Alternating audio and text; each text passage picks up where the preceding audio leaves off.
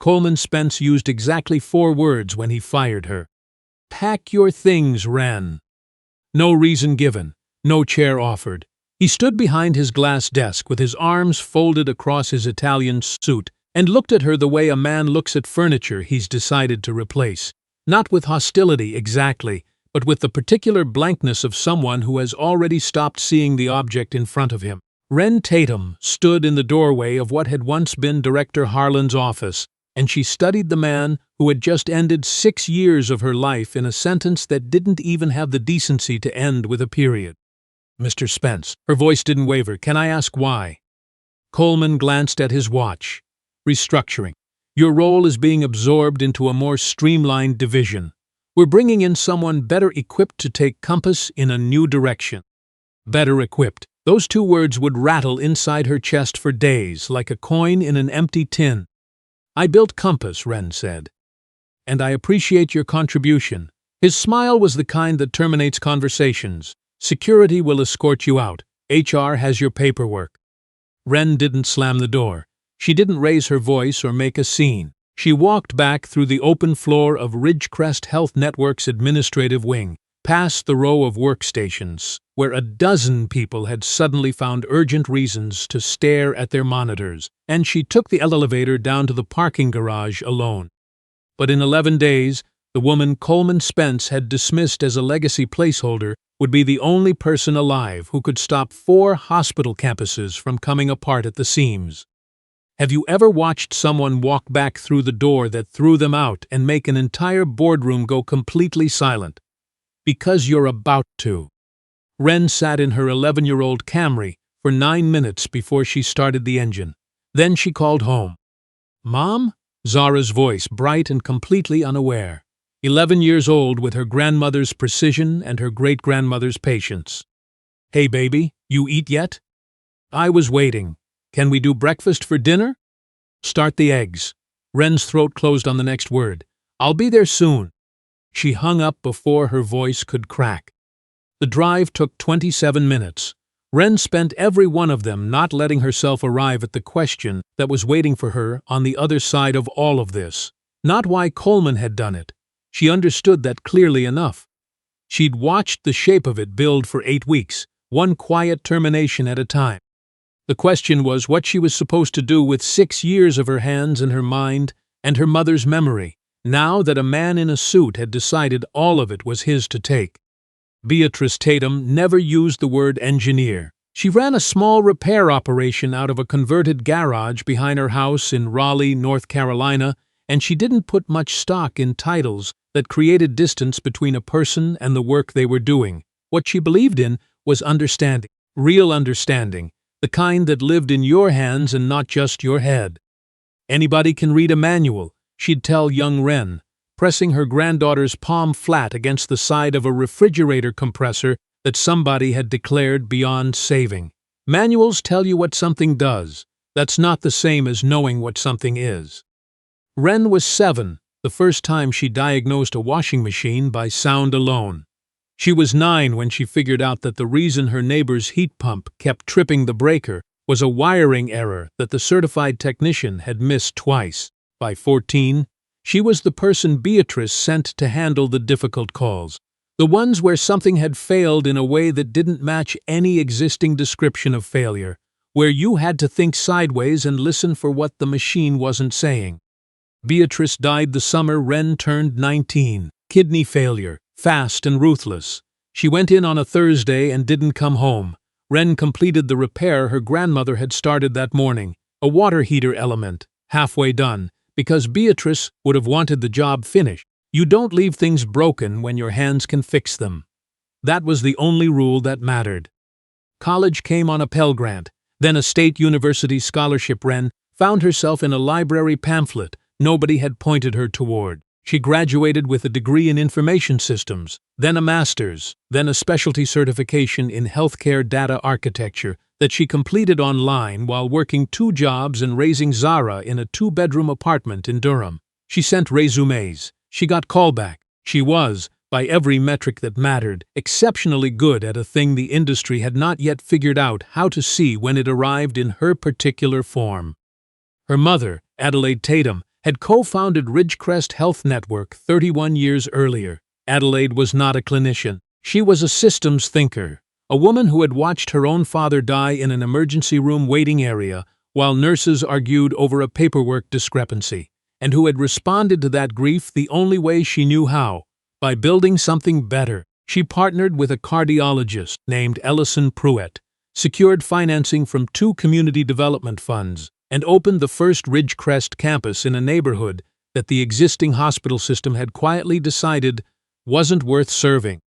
Adelaide died 3 years ago. She left behind 4 campuses, 11 outpatient clinics, 2,200 employees, and a 34% ownership stake in the network that passed, by the terms of her estate, to Wren.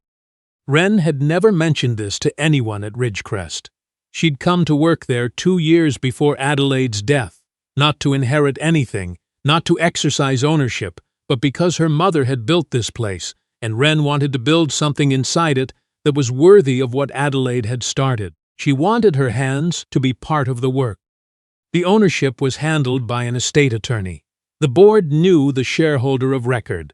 What they did not know was that the shareholder of record was the same quietly dressed black woman who spent her late evenings in the server room on the 4th floor of the North Campus building, talking to systems nobody else in the building fully understood.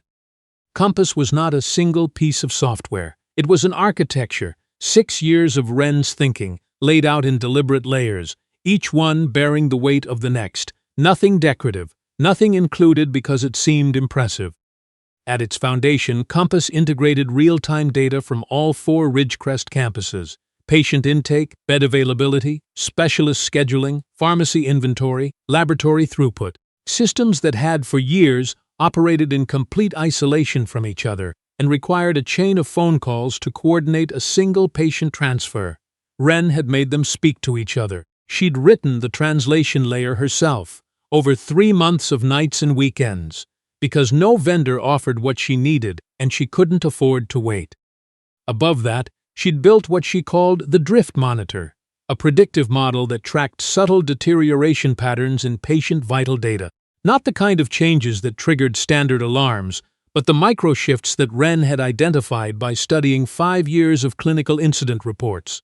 The patterns that arrived quietly, 12 to 36 hours before a crisis, in patients who were officially classified as stable. The drift monitor had flagged 51 patients in its first operational year. 46 were reclassified to higher care levels within 24 hours of the flag. 3 of the remaining 5 died within 48 hours of a flag that staff had not been resourced to act on in time. Wren kept those 3 numbers close. She'd built the next iteration of the drift monitor partly in answer to them. She'd also built a self-documenting diagnostic archive into Compass's core, a continuous log she called the thread. Every decision the system made, every routing call, every alert, every data anomaly.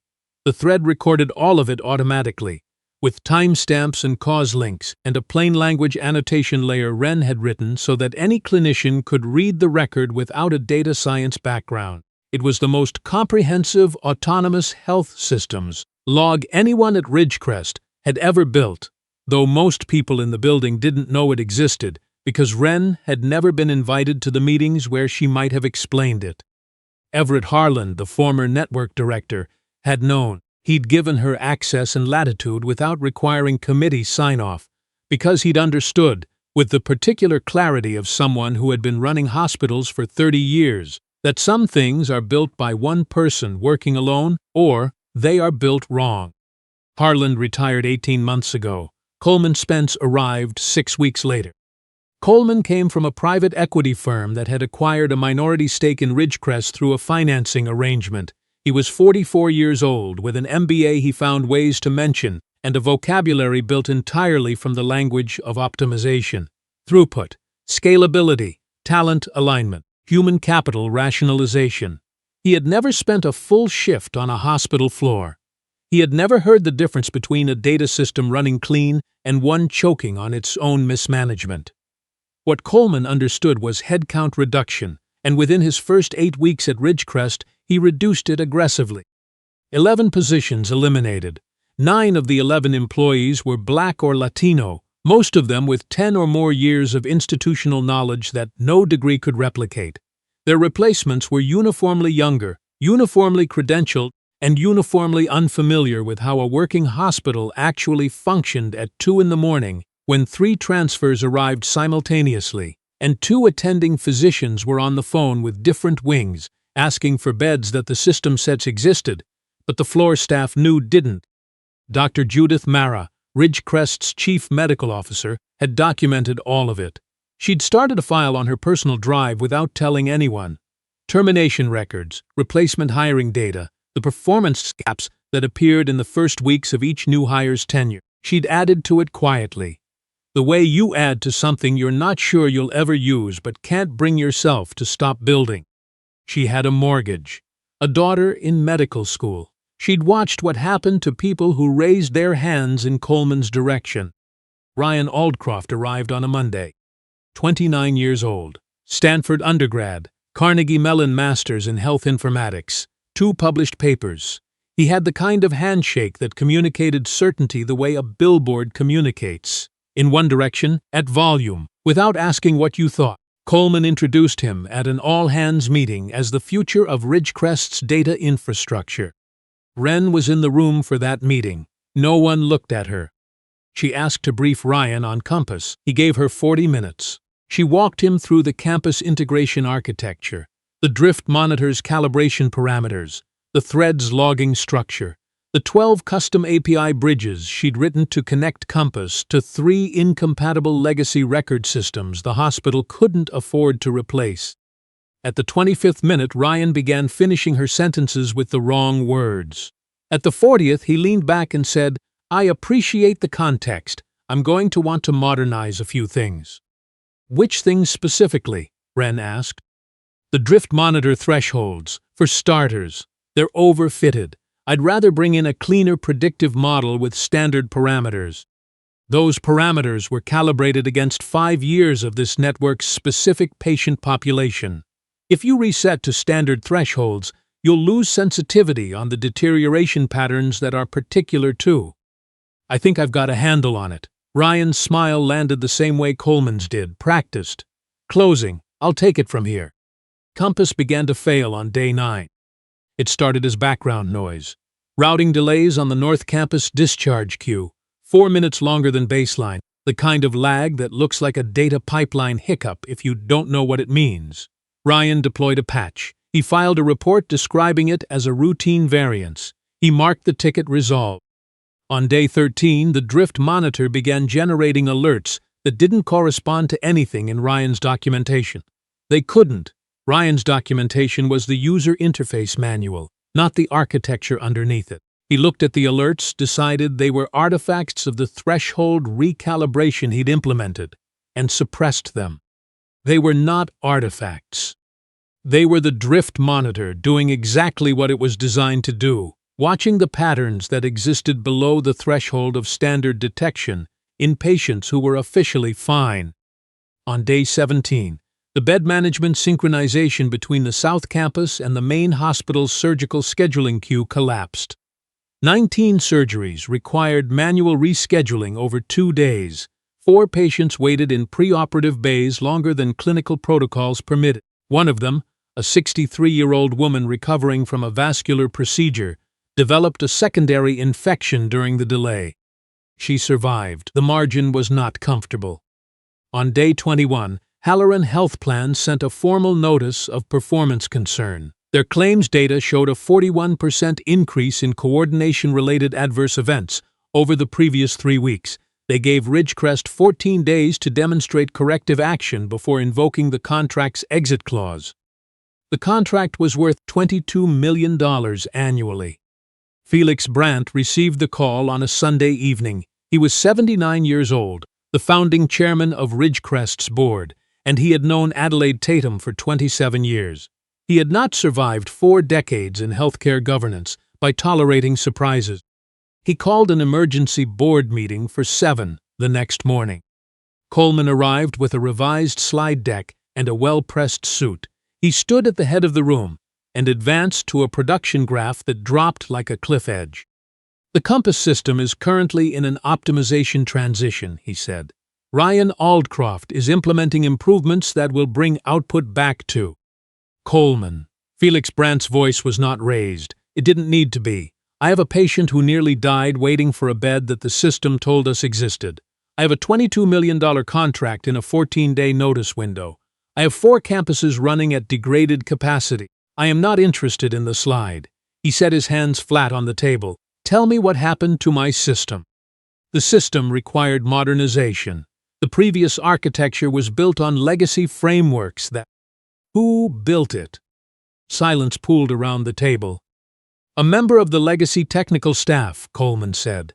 A senior data architect. Her position was eliminated in the restructuring. Her name! Coleman's jaw tightened. Wren Tatum. You eliminated the position of the woman who built the system currently failing and generating a $22 million liability. Her credentials didn't reflect the level of... I didn't ask about credentials. Felix Brandt's voice had gone somewhere very flat and very cold. I asked whether you eliminated the position of the person who built Compass. Dr. Judith Mara sat 12 feet from Coleman Spence. She had the file. She had been sitting with it closed for 9 weeks. She thought about her mortgage. She thought about her daughter. She opened it. I'd like to share something with the board, she said.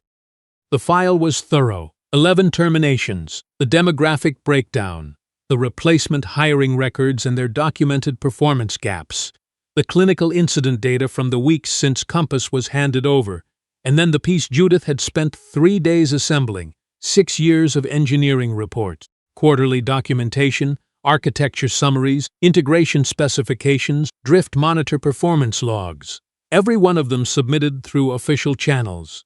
Every one of them stamped by Coleman Spence's office. Every one marked, no action required, outside scope of operational reporting. The board read in silence. She submitted engineering documentation, Felix said quietly, for 6 years. The reports fell outside the established parameters of her. She was documenting a self-adaptive, multi-campus patient safety system, and you marked it outside scope.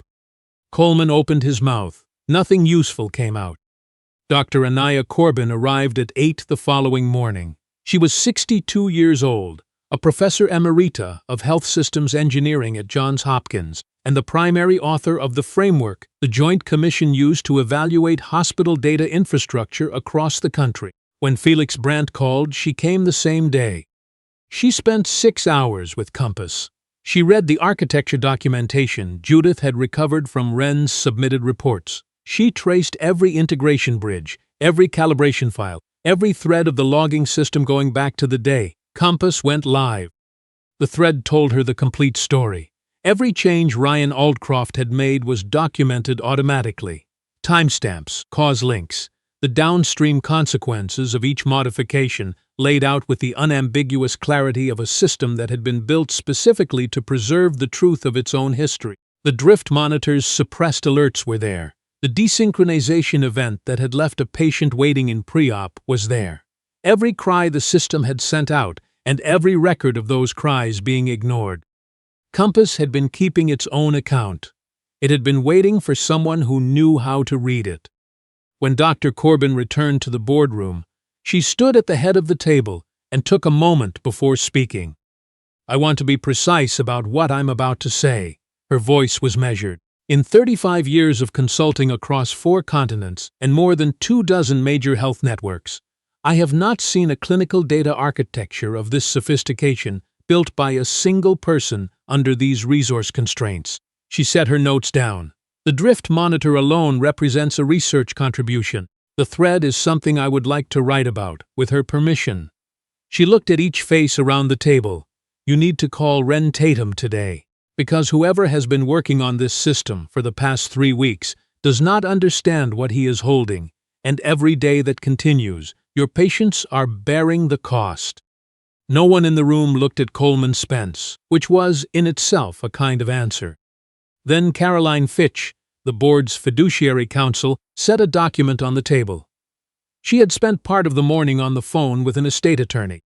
I want to make sure the board is working from complete information, she said. She turned the document so everyone could read it. It was the Ridgecrest Health Network shareholder registry, updated as of Adelaide Tatum's estate settlement 3 years prior. 34.2%, largest single block of shares. The room held its breath.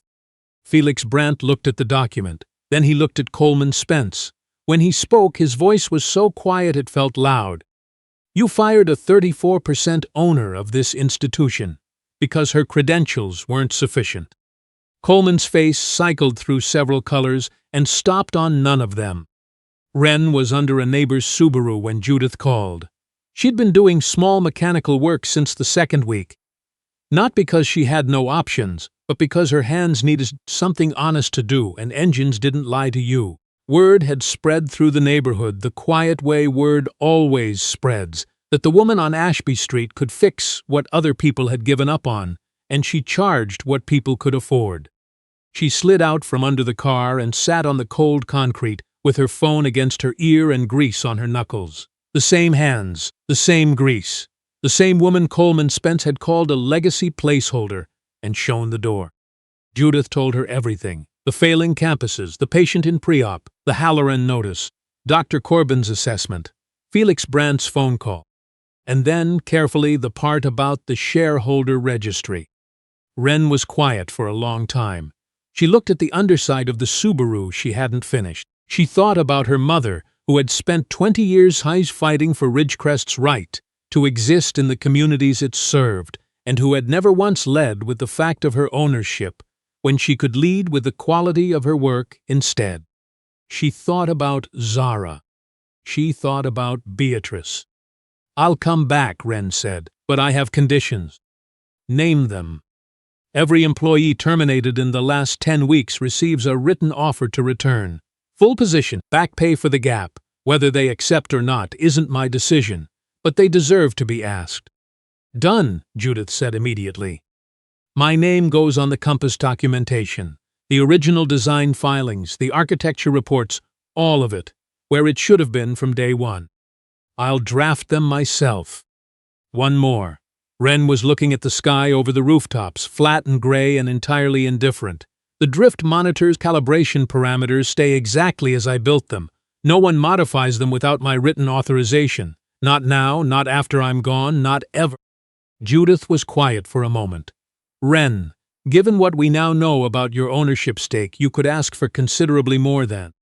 "Those are my conditions," Wren said. "Are we doing this?" Wren Tatum walked back into Ridgecrest Health Network on a Wednesday morning. She wore clean work clothes and her old badge in her jacket pocket. She'd held on to it, the same way you hold on to something that was always yours even when someone told you to set it down. The administrative floor had the specific quiet of a room where everyone knows a shift has happened, but nobody has named it yet. Staff stood at workstations with their eyes not quite meeting hers.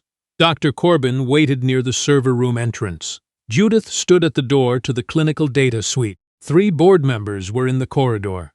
Felix Brandt had brought a chair down from the conference room and sat in it, at 79 years old, with the posture of a man who intended to see this through to its end.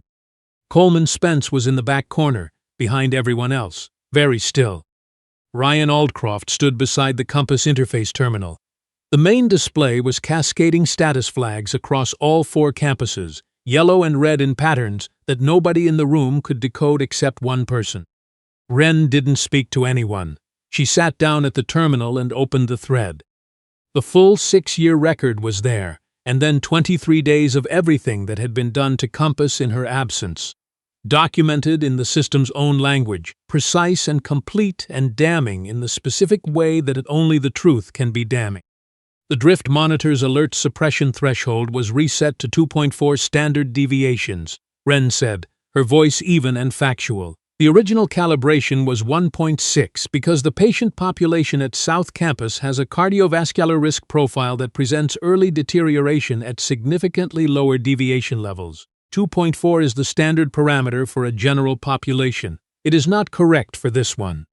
She entered a command sequence no one else in the room recognized. The suppression lifted. 14 patient flags came up immediately across the 4 campuses, 5 of them at elevated priority. "Those 5 patients," Wren said without looking away from the screen, "have been in a deteriorating pattern for between 24 and 60 hours. Someone needs to go to them now." Dr. Corbin made a phone call from the corner of the room, low voice, fast words. Over the next 4 hours, Wren moved through Compass the way a surgeon moves through a procedure, deliberately, without haste, narrating each step to the room without making concessions or apologies. She re-established the South Campus synchronization. She restored the pharmacy integration layer. She reactivated the predictive routing logic that had been disabled in the name of streamlining. At one point, she pressed 2 points simultaneously on a panel seam that didn't appear on any schematic, and a secondary diagnostic interface opened with a soft exhale of released pressure, a hidden access panel she'd built into Compass's core during the 3rd year of construction. She connected a cable to her own laptop, and the thread's full operational record appeared on screen, live and scrolling. Dr. Corbin came to stand beside her, down on one knee, looking into the panel. "You embedded a continuous self-audit into the system's architecture," Corbin said quietly. "It's been recording since the first day." "I needed the system to be able to tell the truth about itself," Wren said. "If something went wrong when I wasn't there, I needed it to have its own record, its own voice." Corbin looked at the scrolling data for a long moment. "I want to write about this. The thread, the drift monitor, the integration architecture, all of it." "With my name on it," Wren said. "First author." "Of course!" The restoration took 4 hours and 20 minutes. When the last status flag cleared and Compass returned to its baseline across all 4 campuses, green, synchronized, the drift monitor running its patient checks with the steady rhythm of a system that knows exactly what it was built to do. The room was quiet in a way that was entirely different from the quiet that had greeted Wren when she walked in. Dr. Corbin turned to face the board members in the corridor. When she spoke at a volume that left no room for anyone to pretend they hadn't heard. "I want to be precise about what this room just witnessed." Her voice was steady and final. "Wren Tatum did not build a hospital management system. She built a system that documents its own history, predicts patient risk at a level of demographic specificity that the best academic models don't match, and was resilient enough to preserve its own complete record of the damage done to it, even while that damage was happening." She stopped.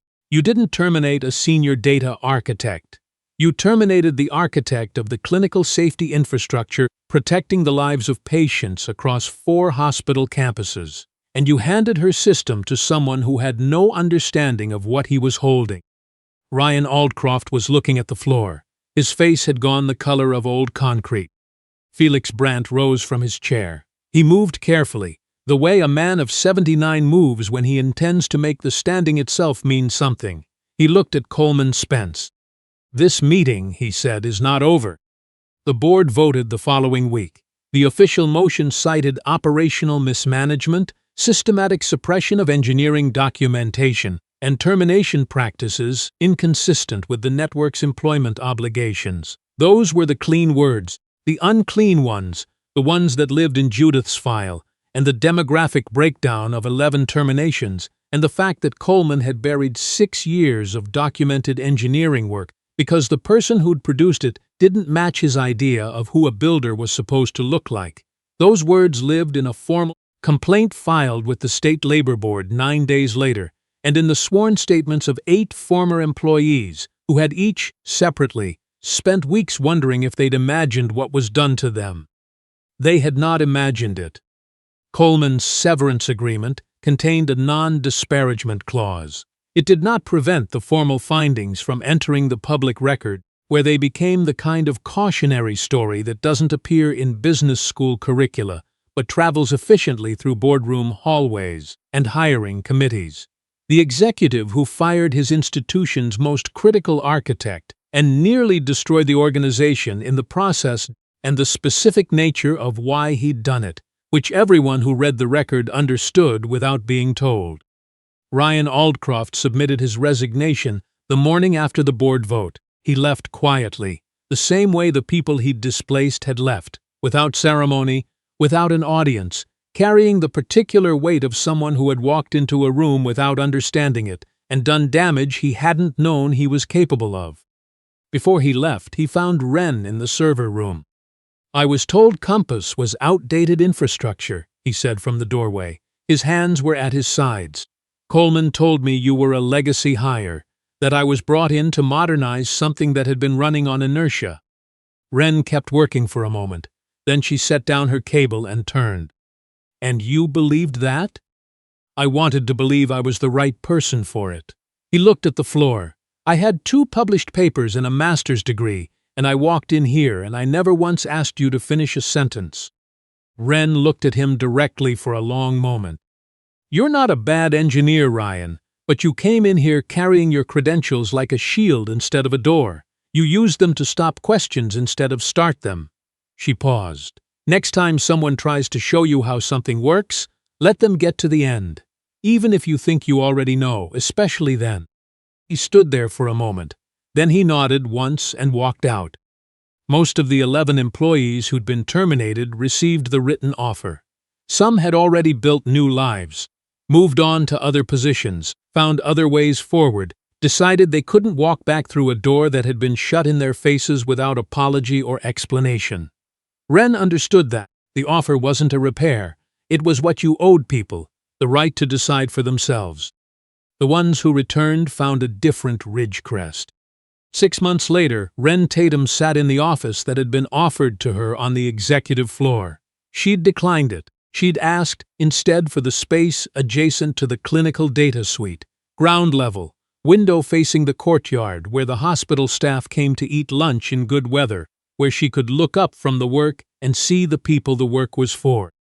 On her desk, next to a framed photograph of Beatrice in the garage on a Saturday morning, with grease on her arms, and the specific look of a woman who has just understood something new about something she already knew well, sat the original Compass design notebook, spiral-bound, graph paper, the first sketches drawn in pencil during lunch break 6 years ago, gone over in pen when Wren was certain enough to commit.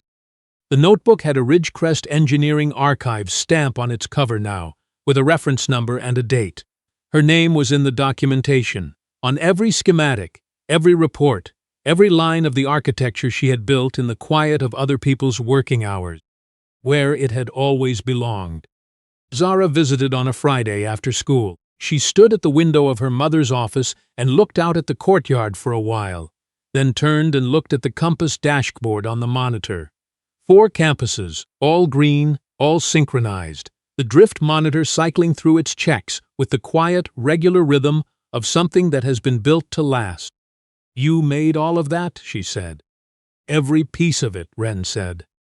Zara was quiet for a moment, looking at the screens the way Beatrice used to look at a machine she was learning, not casually, but with the full attention of someone deciding whether they want to understand it or just admire it.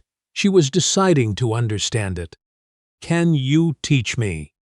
Wren crossed the room and stood beside her daughter, both of them looking at the thing that had been built in the dark over years with almost no one watching. "Do you know what a system is actually for?" Wren asked. Zara thought about it carefully. Making things work when they're supposed to. "That's the beginning of it." Wren put her arm around her daughter's shoulders. "Your great-great-grandmother taught me in a garage in Raleigh. She said you build it right the first time. You build it so it tells the truth about itself. And you build it so it can keep going without you standing over it every minute." She looked at the dashboard. All 4 campuses breathing together, all talking to each other in the language Wren had spent 6 years teaching them. "And then," she said quietly, "you put your name on it so no one can ever pretend they didn't know who it belonged to. If this story moved you, if you've ever been the person who built something in the dark and watched someone else stand in the light where you were supposed to be, leave a comment. Tell me, if you were Wren Tatum, sitting in that courtyard, knowing everything you know, would you have stayed silent longer, or would you have spoken up the moment you saw the pattern beginning? And tell me something else.